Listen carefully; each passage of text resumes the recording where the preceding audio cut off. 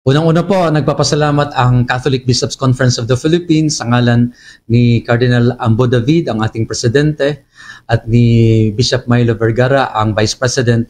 Magpapasalamat sa Bombo Radio Philippines sa napakagandang programang ito na bloodletting na ang title ay Dugong Bombo 2025, A Little Pain, A Life to Gain.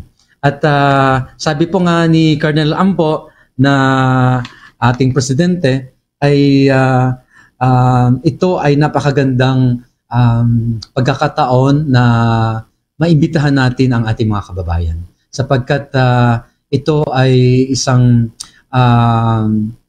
pagsasama-sama ng dugong Pilipino para sa mga Pilipino na nangangailangan ng ganitong tulong na walang iba kundi dugo. Kaya ito pong endorsement na to ay binibigay po namin sa lahat ng 32 Bombo Radio stations around the Philippines at nananawagan kami sa mga tao na suportahan po natin itong bloodletting ng Bombo Radio sapagkat tama po na a little pain, a life to gain. Naniniwala din mga kabombo ang Catholic Bishops' Conference of the Philippines na katulad ng Eucharistia, mahalaga rin ang pag-aalay ng dugo para sa ating kapwa-tao at magagawa natin ito sa pamamagitan ng isang aktibidad kagaya ng bloodletting program na itinataguyod ng Bombo Radio Philippines. Narito pa ang patuloy na mapahayag ni Reverend Father Vladimir Echalas ng Catholic Bishops' Conference of the Philippines. Alam niyo po na tayong mga Filipino, tayong mga Kristiyano ay bahagi ng ating panampalataya ang Eucharistia. At ang Eucharistia ay walang iba kundi ang katawan at dugo ni Kristo. Totoong dugo ni Kristo ang iniinom natin sa tuwing tayo nagdiriwang ng Eucharistia.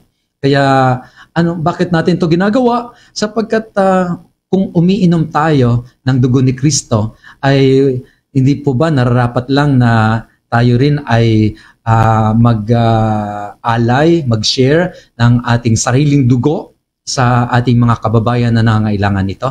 Kaya salamat sa Bombo Radio sapagkat napakaganda at ito ay isang biyaya para sa sambayan ng Pilipino. Mabuhay ang Bombo Radio sa ginagawa po ninyo. Hangad din ni Cardinal David ang tagumpay ng mabuting layunin ng Dugong Bombo taon-taon para sa lubos na mga nangangailangan ng napakahalagang ambag na dugo mula sa bawat may mabuting kalooban na manais magbahagi sa kanilang kapwa-tao. Narito pa ang mga karagdagang pahayag ni Reverend Father Vladimir Echalas. Ang sabi po ni Cardinal Ambo David ay nananawagan ang CBCP sa mga obispo, mga dioceses, mga parokya, Catholic institutions and organizations na tumulong tayo at i-endorse natin ang programang ito ng Bombo Radio 2025 na A Little Pain, A Life to Gain.